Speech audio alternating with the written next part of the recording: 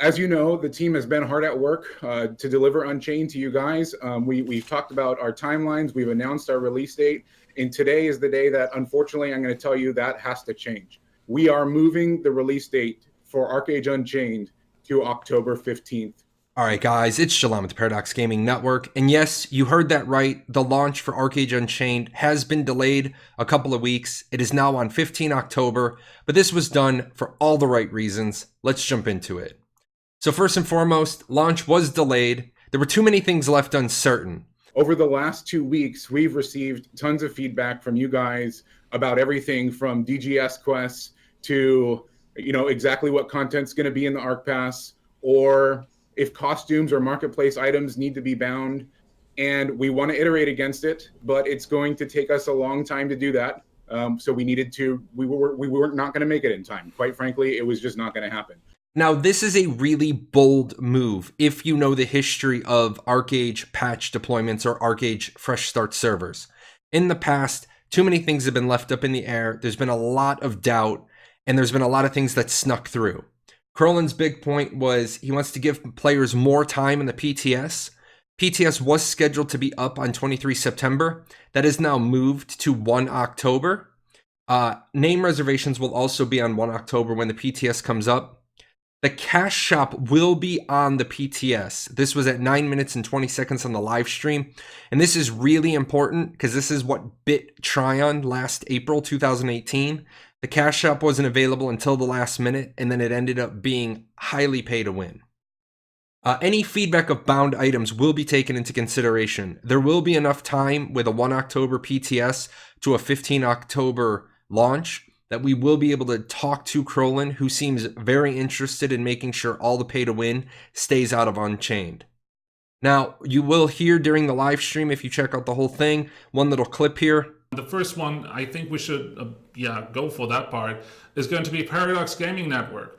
That was asking a lot of questions on Twitter. One thing I'm really proud about my community for is we've been putting together really good questions. This is the list of the 8 questions I sent to Khrolan for this week. And what I'm going to give Khrolan big credit for, Khrolan and I have a bit of a history, but what he said, thanks for the questions. I'm going to put an answer on every single one this Friday, some with more detail than others. And you know what? That was perfectly fine. And in mutual respect, he did, in fact, 100% kept his word. Every single question I asked, they put an answer to. There'll be another list from the coming streams this week. And he actually says, keep the questions coming. If he didn't want these questions from us, he wouldn't be responding to me. So this is really good. I want to jump into some quick facts, and the first one is on multi-boxing. You all know my opinion on multi-boxing, but my opinion doesn't matter. Let's hear exactly what Khrolan has to say about multi-boxing. Now, that question transformed into, what about people who run multiple clients on multiple computers?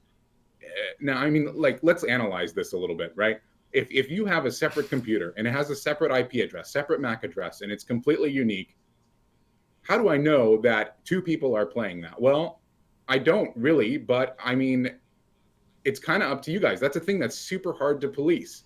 When it comes down to it, if you're going to run multiple machines, the thing that I care about is that you're playing the characters. If they're automated and on auto follow or scripted or something like that, that's immediately against our terms of service. If you have a second computer laptop and you or your little brother or your dad is just playing Songcraft and looting for you, it's up to you. So when it comes down to it, my official statement about that is you can multi-box as long as you are attending the keyboard and there are no automations supporting that play. All right, and that's it on that. That is what the vice president of Archeage has said.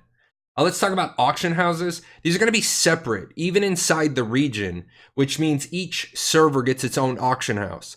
This is going to be a radically different method than we've seen in the past. Previously, when multiple servers come out at a time, all their auction houses are linked. Another big one for people is the guild cap being 50, and this is not changing. This is a game goal design decision from XL Games. Gamigo has said, hey, the Western audience wants this moved, and this is one of those times where the publisher can ask the developer, can we make a change? And in this one, XL Games said, no, there's too many other game systems based around the guild cap being 50. So that's just the way it is. Let's talk the Diligence Shop real quick, and this is only going to be for my Unchained people. There is no loyalty shop, and there is no login tracker at launch. They indicated we might get the login tracker later, but what this means is all the stuff you used to get from the loyalty shop or the login tracker, you now get that stuff from the Diligence Shop, and everyone has this. This is a base path that everyone who buys Archeage Unchained has access to. We're going to talk about the paths in a second. Labor pots. Karen Dash fumbled something today during the live stream, and I'm not going to hold that against him. He recovered, but just so that everybody is clear, labor restoration potions are only in the Diligence Shop. They come from nowhere else. You can't get them with credits. There's no loyalty shop. You're going to be using your limited Diligence Shop currency. You might be using it on a glider. You might be using it on a mount. You might be using it on labor pots. But there is a finite currency, a finite amount of it that you can get during each season, so spend it wisely. I want to talk real quick about the historical pay-to-win items. Khrolan has specifically mentioned these, and now there's either going to be an in-game distribution method for these things, or they're going to be available in the Diligence Shop. Now, in fairness, he has said he needs to show us this on the PTS, and I am willing to wait for that. Because if they're willing to move the launch by 2 weeks, it indicates to me they want to make sure this is successful. The cash shop, the majority of this stuff is bound. They are still going through it. And again, they seem highly receptive to making sure just some other item doesn't take the place of Apex. Now, on paths. The free path, everyone gets this. The free path is what provides your diligence coins. Now, there are premium paths, and there's 1, 2, 3 of them. Everything you get from these is cosmetics. Now, the way you level up through these is going to be different. Some are going to be PvP, some are going to be PvE, some might be based on trade. We'll see this when we get to the PTS. There will be a different reward for each path. And if you level to, say, level 45 on the free path, and then you decide you want the premium path for that season, when you buy it, it's retroactive. And this is pretty similar to any other game that has a seasonal pass system. That's pretty much how it works. Now let's talk the long-term land situation. Khrolan is aware of it. This is a pay-to-play game. So if you are logging in and you're making tax certs and you're paying your taxes, this means you are playing.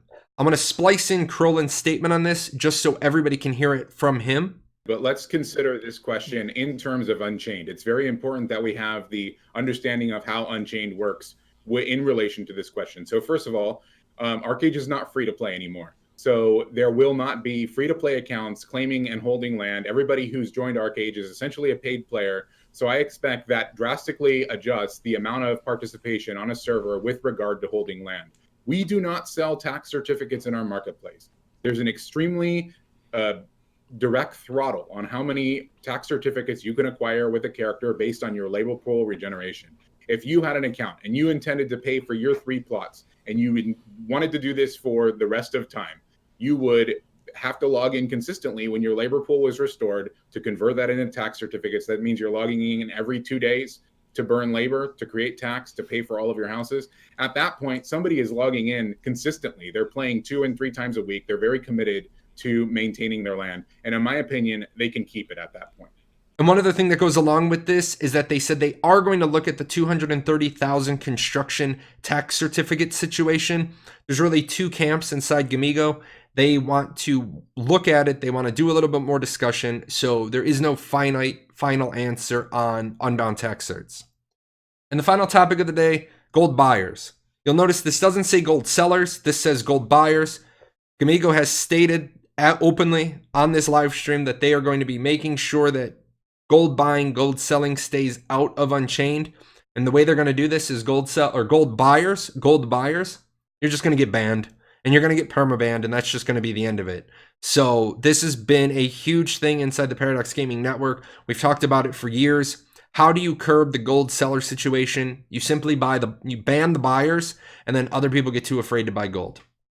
With that said, there's a ton of other stuff in the live stream today. I didn't want to go over every single thing because I put in those splices. So if you have other questions, get me on Discord. I'm Jalon #0001. You can go to the website, archeage101.com. The one on the right is pretty bad shape. It hasn't been developed yet. The one on the left hasn't been developed at all. We've got a lot of stuff that I have to get worked on the website, but once I do, keep the link available. I will keep updating it as we go. That's it for today, guys. I got a whole lot of work, a whole lot of editing to do, and I got a whole lot more videos to bring to you guys, so no long outro. You guys take care. What are you still doing here? Nobody ever stays this long. This is the end screen.